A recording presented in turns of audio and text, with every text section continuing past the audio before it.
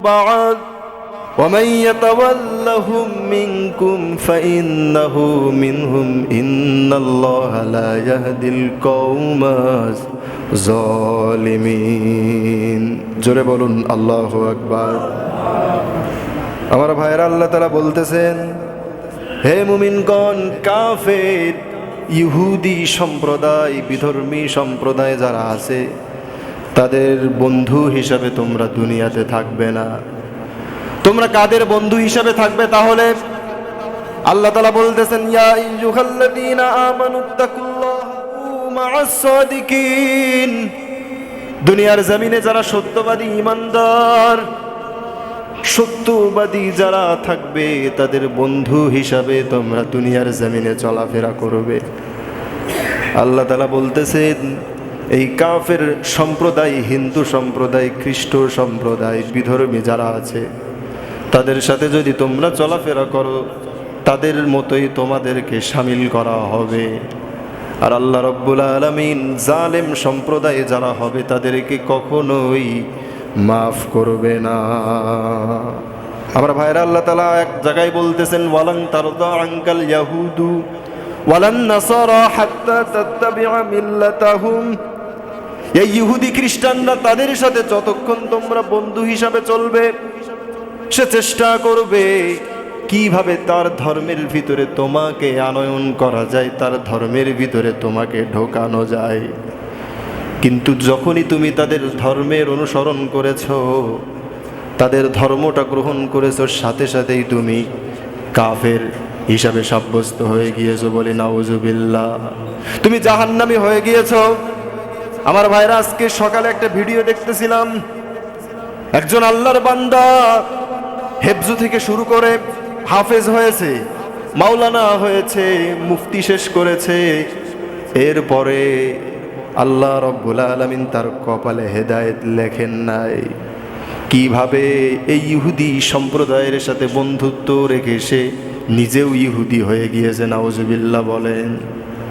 আমার ভাইরা, একজন আলেম যদি ধোকায় পড়ে, একজন আলেম যদি পথভ্রষ্ট হয়ে যেতে পারে, আমি আপনি তো সাধারণ মানুষ, শয়তান কখন ওয়াসওয়াসা দেয় এই গ্যারান্টি আমরা দিতে পারবো না, ঠিক কিনা বলেন? আল্লাহ তাআলা বলতেছেন, ইয়া আইয়ুহাল্লাযীনা আমানু দুখুলু ফিস-সিলমি কাফা ওয়ালা তাত্তাবিউ খুতুওয়াতিশ শাইতান ইন্নাহু লাকুম আদুউম মুবিন। শয়তানের পথ তোমরা অনুসরণ করবে না। এই শয়তানকে আল্লাহ রাব্বুল আলামিন অভিসম্পাত করেছিল। আল্লাহ রাব্বুল আলামিন তাকে বলেছিল, আমি এই বান্দা আদমকে সৃষ্টি করেছি সবাইকে সেজদা করার জন্য বলেছি। ওহে আজাজিল, তুমিও আদমকে সেজদা দাও। আবা ওয়াস্তাকবারা ওয়া কানা মিনাল কাফিরিন। অস্বীকার করলো, সাথে সাথে কাফেরদের অন্তর্ভুক্ত হয়ে গেল। বলি নাউজুবিল্লাহ। সে যখন কাফের হয়েছিল, জাহান্নামের অধিবাসী হয়েছিল, আল্লাহর কাছে বলেছিল, আল্লাহ তুমি তো আমাকে জাহান্নামের অধিবাসী করে দিয়েছো, তুমি তো আমাকে কাফের হিসাবে সাব্যস্ত করে দিয়েছো। ও আল্লাহ, আমার ভিতরে শক্তি দাও, তোমার বান্দা বান্দীদেরকে যেন ওয়াসওয়াসা দিতে পারি। আল্লাহ তাআলা শক্তি দিয়েছিলেন, মানুষের শিরায় উপশিরায় গিয়ে ওয়াসওয়াসা দিতে পারবে। এই শয়তান নিজেও জাহান্নামী হয়েছে, সে চেষ্টা করবে মৃত্যুর আগ পর্যন্ত আমাকে আপনাকে জান্নাতের পথ থেকে হটিয়ে নিয়ে জাহান্নামের দিকে নিয়ে যাওয়ার জন্য সে সর্বদা চেষ্টা করবে। আল্লাহ তাআলা বলতেছেন, এই শয়তানের পথ কোনোভাবেই তোমরা অনুসরণ করবে না। আমার ভাইয়েরা, আজকে আমাদের সামনে যে এই বৈশাখী মেলা আসতেছে, বাংলা নববর্ষ, এই মেলার ভিতরে একটু লক্ষ্য করে দেখবেন, আমার আপনার কলিজার টুকরা সন্তানেরা সেই মেলার ভিতরেই যায়। সন্তান তো বাদ দিলাম, আমি আপনিও মানুষের চোখকে ফাঁকি দিয়ে মেলার ভিতরে যাচ্ছেন। আপনি হয়তো বা ভাবতেছেন, এই দুনিয়ার কেউ আমাকে দেখতেছে না, কিন্তু রব্বুল আলামিন যাকে নিযুক্ত করে রেখেছেন আমার আপনার সমস্ত আমলনামাকে লিপিবদ্ধ করার জন্য, তাদের চক্ষুকে কি দিয়ে কখনোই আমি আপনি পার পেতে পারবো না, ঠিক কিনা বলেন? বাংলা নববর্ষ এই সামনে আমাদের মাঝে আসতেছে। আমার ভাইয়েরা, আমি আপনি যদি দাবি করে আমি আপনি একজন মুসলমান ইমানদার, আমার আপনার জন্য বাংলা নববর্ষ এটা পালন করা কখনোই উচিত হবে না, ঠিক কিনা বলেন? এই মেলা শুরু হয়েছিল, সূচনা হয়েছিল কোথা থেকে আসুন আমার ভাইয়েরা? তাফসীরে ইবনে কাসিরে আল্লামা ইবনে কাসির রহমাতুল্লাহি আলাইহি সূরা আহজাবের 5 নম্বর রুকুতে তিনি উল্লেখ করেছেন আমার ভাইয়েরা, আদম আলাইহিস সালাতু ওয়াস সালাম শুরুর দিকে তিনার যখন বংশ বিস্তার হয়েছিল, এই আদম আলাইহিস সালামের বংশধরেরা 2 ভাগে বিভক্ত হয়েছিল। এক ভাগ পাহাড়ের উপত্যকায় থাকতো, আর এক ভাগ সমতল ভূমিতে বসবাস করত। পাহাড়ে যেই সমস্ত জনগোষ্ঠী থাকতো, পুরুষ যারা ছিল খুবই সুদর্শন সুন্দর দেখতে, আর জমিনে সমতল ভূমিতে যারা বসবাস করত তাদের ভিতরে নারীরা ছিল খুবই সুন্দর। এই শয়তান তখন চেষ্টা করলো এদের মাঝে একটা সম্পর্ক তৈরি করে দিব।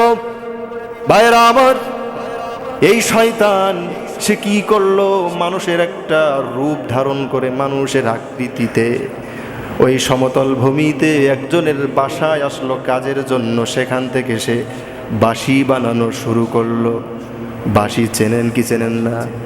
এই যে মানুষ 2 হাত দিয়ে বাঁশি বাজায়, এই আয়াতের ব্যাখ্যা থেকে আমরা বুঝতে পারলাম যারা বাঁশি বাজাবে এবং এই বাঁশি যারা বিক্রি করবে, বাঁশি যারা বানাবে, তারা কখনোই ইমানদারের দলভুক্ত হতে পারে না। যারা বাঁশি বাজাবে তারা সকলেই শয়তানের দলভুক্ত, ঠিক কিনা বলেন? এই মেলার ভিতরে আপনি যাবেন, সেখানে দেখবেন বিভিন্ন রকম বাঁশি বিক্রয় হয়, হয় কি হয় না বলেন? অবশ্যই হয়। এই শয়তান বাঁশি বানানো শুরু করলো সেখানে এসে। আমার ভাইয়েরা, এই বাঁশি বাজাতে থাকতো, এরপরে বাজাতে বাজাতে ওই পাহাড়ের উপত্যকায় যারা বসবাস করতো সেখানকার সুদর্শন পুরুষেরা আসা শুরু করলো। নিচে এসে যখন দেখে এখানে সুন্দর সুন্দর নারীরা এখানে বসবাস করছে, তাদের সাথে সম্পর্ক তৈরি করে এক পর্যায়ে জিনা ব্যভিচারে লিপ্ত হয়ে গেল। বলি নাউজুবিল্লাহ। আমার ভাইয়েরা, এই শয়তান কিন্তু এটাই চেয়েছিল, সেটাই হয়ে গেল।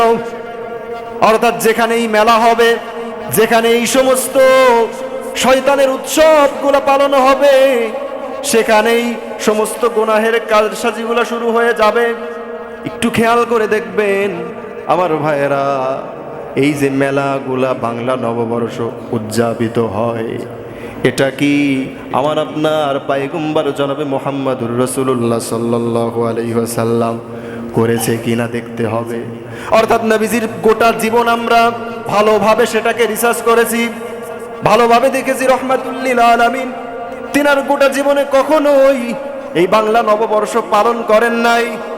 আমার ভাইয়েরা, এই যে বাংলা নববর্ষ মেলা আসতেছে, এখানে আমি আপনি একজন মুসলমান হিসাবে যদি দাবি করি, সেখানে কখনোই যেতে পারবো না, ঠিক কিনা বলেন? আমার ভাইয়েরা, আজকে আমরা বাঙালি হতে পারি কিন্তু আমাদের ধর্ম ভিন্ন ভিন্ন, ঠিক কিনা বলেন? ভাইয়েরা আমার, এখন আমার আপনার মৃত্যু হয়ে যাবে। এই মৃত্যুর জগৎ থেকে শুরু করে জান্নাত জাহান্নামে যাওয়ার আগ পর্যন্ত সেখানে বাঙালি বলে কোনো খাওয়া নাই, ঠিক কিনা বলেন? সব জায়গায় আপনাকে বলা হবে তুমি মুসলমান কিনা, ইসলামের পূর্ণাঙ্গ রূপরেখা তুমি বাস্তবায়িত করেছো কিনা, তুমি ইসলাম ধর্ম গ্রহণ করেছো কিনা, কোরআনের সাথে তোমার সম্পর্ক আছে কিনা, সেখানে বাঙালি বলে কেউ আমাদেরকে বলবে না। এজন্য আসুন, আমরা বাঙালি হতে পারি কিন্তু আমাদের ধর্মটা ভিন্ন ভিন্ন থাকবে। আমার ভাইয়েরা, এদেশের মানুষ এক হলেও ধর্ম পরিচয় কিন্তু আমাদের ভিন্ন।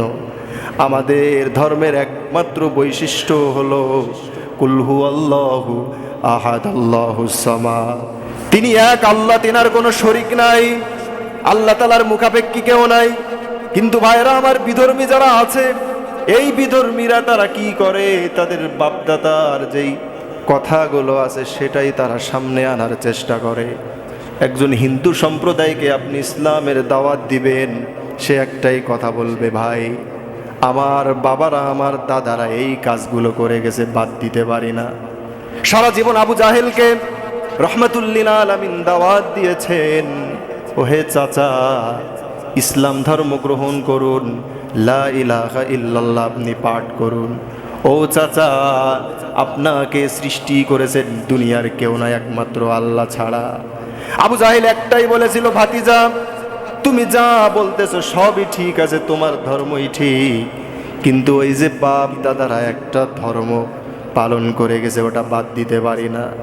আমার ভাইয়েরা, এই হিন্দু সম্প্রদায়, বিধর্মী সম্প্রদায়, তাদের সাথে আমাদের চলাফেরা আজকে এমন হয়ে গিয়েছে।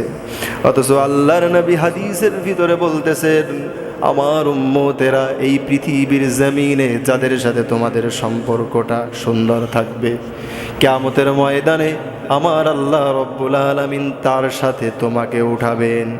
এই কিয়ামতের ময়দানে যদি আল্লাহ রব্বুল আলামিন কোন বান্দা বান্দীদের জান্নাতের দিকে ঢেলে দেন, জান্নাতের ভিতরে যদি তাদেরকে ঢুকিয়ে নেন, তাদের সাথে যদি আমার আপনার সম্পর্কটা থাকে, তাদের সাথে তাদের আঁচল ধরে আমরা জান্নাতে যেতে পারবো। আর আল্লাহ রব্বুল আলামিন কোনো বান্দা বান্দিকে যদি কিয়ামতের ময়দানে জাহান্নামের দিকে নিয়ে যান, জাহান্নামের পথে যদি তাদেরকে ঢুকিয়ে দেন, তাদের সাথে যদি আমার আপনার সম্পর্কটা হয়, আমাকে আপনাকেও জাহান্নামে যেতে হবে। এজন্য আসুন, আমি আপনি একজন মুসলমান, আমি আপনি একজন ইমানদার, আমি তো আশ করেছি লা ইলাহা ইল্লাল্লাহু মুহাম্মাদুর রাসূলুল্লাহ, লা ইলাহা ইল্লাল্লাহু ইব্রাহিম খলিলুল্লাহ। আমরা তো এটা বিশ্বাস করে নিয়েছি, আমানতু বিল্লাহি ওয়া মালাইকাতিহি ওয়া কুতুবিহি ওয়া রুসুলিহি ওয়াল ইয়াউমিল আখির ওয়াল কদরি খাইরিহি ওয়া শাররিহি মিনাল্লাহি তাআলা ওয়াল বাসি বাদাল মাউত। আমি তো বিশ্বাস করে নিয়েছি আল্লাহ ছাড়া আর কোনো মাবুদ নাই। আমরা তো বিশ্বাস করে নিয়েছি আল্লাহ রব্বুল আলামিন মুহাম্মদ সাল্লাল্লাহু আলাইহি ওয়াসাল্লাম থেকে শুরু করে আদম আলাইহিস সালাম পর্যন্ত যত পয়গম্বর নবী রাসূল পাঠিয়েছেন সবাই সত্য ছিলেন, সবাই পয়গম্বর ছিলেন, বিশ্বাস করে নিয়েছি। ফেরেশতাদের উপর আমরা ঈমান আনয়ন করে নিয়েছি, তাকদীরের উপর ঈমান আনয়ন করে নিয়েছি। তাহলে ভাইরা আমার, কেন আমরা বিধর্মীদের পথকে অনুসরণ করব? কেন বিধর্মীদের অনুষ্ঠানে আমরা যাব? এজন্য নিয়ত করতে হবে, ও রব্বুল আলামিন পিছনে যত ভুল করেছি তুমি মাফ করে দাও। আয় আল্লাহ, আমি একজন মুসলমান হিসাবে এই ইহুদি বেঈমান হিন্দুদের এই ধর্মকে গ্রহণ করতে পারি না, তাদের অনুষ্ঠানে আমি আপনি যেতে পারি না, ঠিক কিনা বলেন? তাহলে আজকে প্রতিজ্ঞাবদ্ধ হতে হবে, নিজেও এই পহেলা বৈশাখে যাব না, সন্তানদেরকেও যেতে দেব না। রাজি আছি না নাই বলেন?